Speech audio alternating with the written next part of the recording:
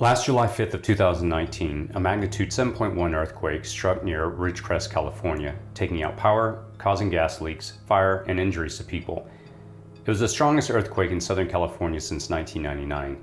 But what's unsettling about this is the fact that a 6.4 magnitude earthquake already struck almost the same area just a day prior. While these earthquakes did not impact the San Andreas Fault in any way, it also doesn't decrease the chances of the massive earthquake happening nonetheless. Despite this fact, it is still raising fear about the big one among the Southern California community, acting as a reminder and a warning that being prepared for this inevitable event is just as important as ever. In this video, we'll cover the basics of how you can prepare to ensure you and your family will be safe. Since earthquakes are unpredictable and give no advance warning, having supplies and armed with knowledge, you increase your chance of survival by getting ready now.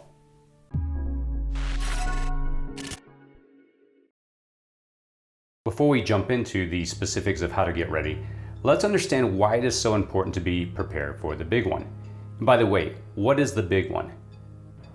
For those outside of California, you may not be familiar with this term. The big one is a term used for the hypothetical magnitude 7.0 or greater earthquake that scientists are expecting, based on past geological studies, to hit the San Andreas Fault, which extends about 750 miles through California.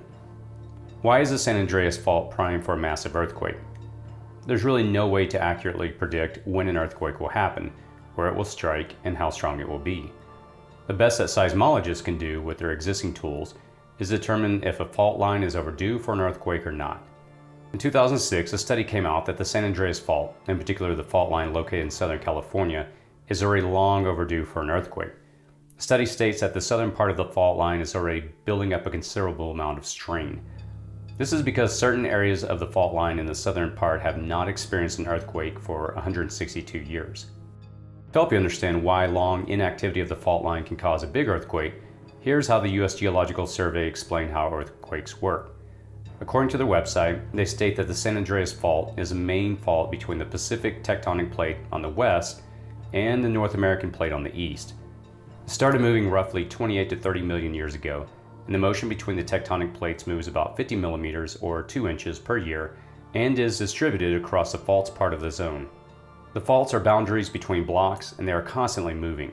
The edge of the blocks are stuck and will only move when there's a large earthquake. The fault line along Southern California, in particular the one below Los Angeles, has not yet moved since 1857. This means that the fault on that area has already built up a massive amount of stress that can cause it to slip anytime. This is why experts are saying that the San Andreas Fault is already primed for an earthquake, and the southern part of California seems to be the likely location. How devastating will the big one be? Obviously, Hollywood has capitalized on the fear of this event through movies like the 2015 blockbuster San Andreas, which portrays the event as an over-the-top apocalyptic event. While the movie was entertaining to watch, it obviously was, well, entertainment. To help you fully realize why you need to prepare for the big one, let's talk about how devastating this earthquake could be. In 2008, the U.S. Geological Survey conducted a shakeout scenario to see the effects of a 7.8 magnitude earthquake in Southern California. I'll post a link in the description section below if you'd like to read this document. It's a very sobering report, to say the least.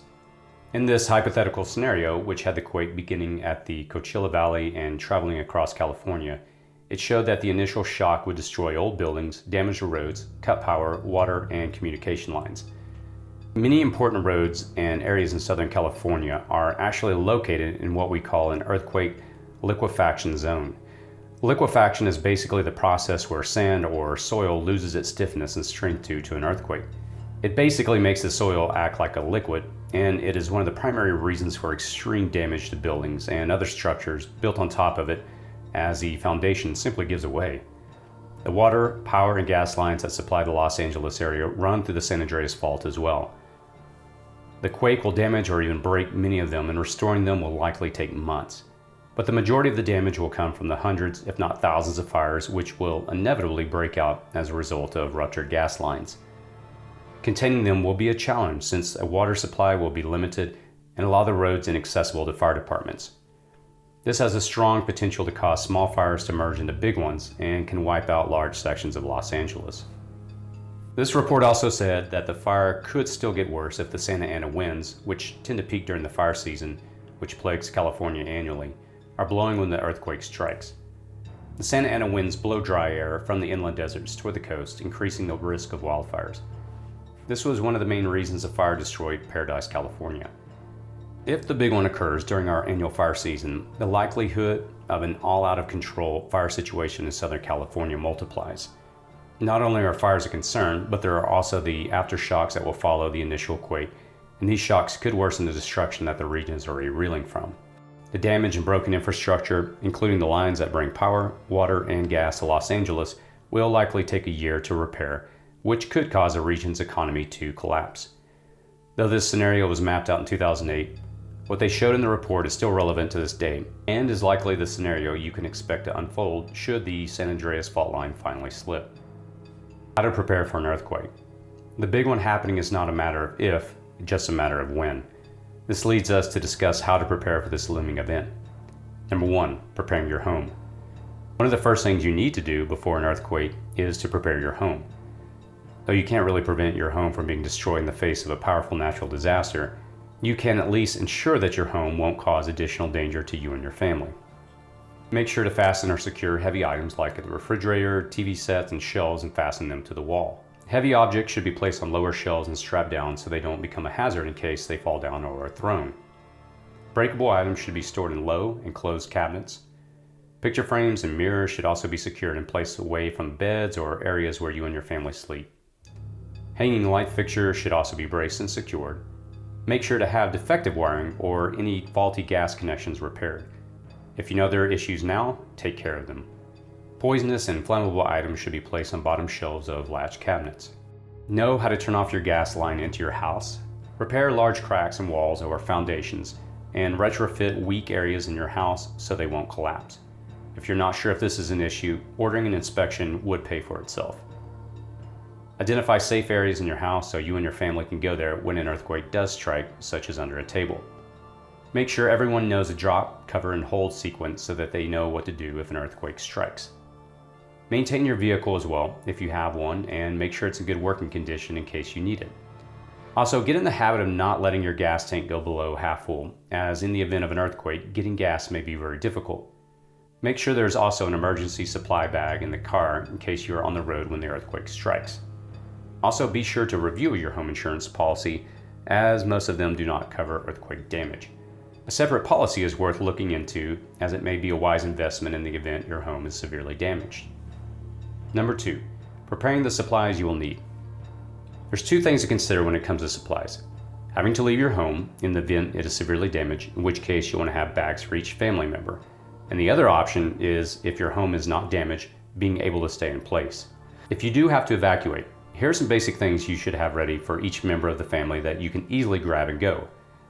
Food, water, medicine if you're on any kind of medications, first aid kit with a manual along with a tourniquet, a flashlight along with extra batteries, a hand crank radio, a 2-way radio, a pair of gloves, water filter or iodine tablets to treat your water, a change of clothes which would be especially useful in the event the earthquake occurred while you're sleeping and you don't have time to grab clothes to put on.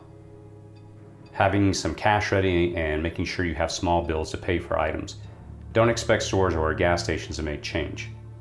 If you have pets, make sure the supplies they need are also packed and ready. Make sure also that someone is already assigned to care and hold them when the earthquake does strike. If you can stay in place, having these items will be incredibly useful to have. A fire extinguisher. Having multiple fire extinguishers will be so important, as a fire that is not contained will easily get out of control, as the fire departments will most likely not be coming to save your home. Water storage. I personally store water in 5-gallon containers that I can take if I have to. I've also got 55-gallon drums in my garage that I can siphon water from, and I've got a 2,500-gallon water storage container at the top of my property. Water filtration. Being able to filter water you've got stored will be important. Fuel sources to cook with. Personally, I store propane tanks, and I've also got a wood rack that is stocked that could be useful. Backup food storage. Store as much food as you can. There's a lot of information online regarding creating backup food storage. In the event help may not arrive for a long period of time, not only will you be able to help your own family, but your neighbors as well. Step number 3, have an evacuation and communication plan. As mentioned, staying in your house may not be an option. Having an evacuation plan and a designated meeting location will be important, along with the ability to communicate with one another. Make sure that you and your family know the different evacuation centers or safe zones in your area should an earthquake strike. It would be better if each one of you has a map that marks these locations. While some may not be comfortable with the notion of having to go to an area with a lot of other people, you may not have a choice if your home is no longer safe and the roads to leave your general area are blocked. Staying in an evacuation area at least puts you in a location where supplies can be provided, medical attention given, and the level of security knowing first responders will provide assistance to this location, something you probably won't get if you go it alone. You also should know the possible routes that you and your family can take to get to these evacuation centers and alternate routes in case the original ones are unpassable. Be aware of the plans and strategies that your community may have.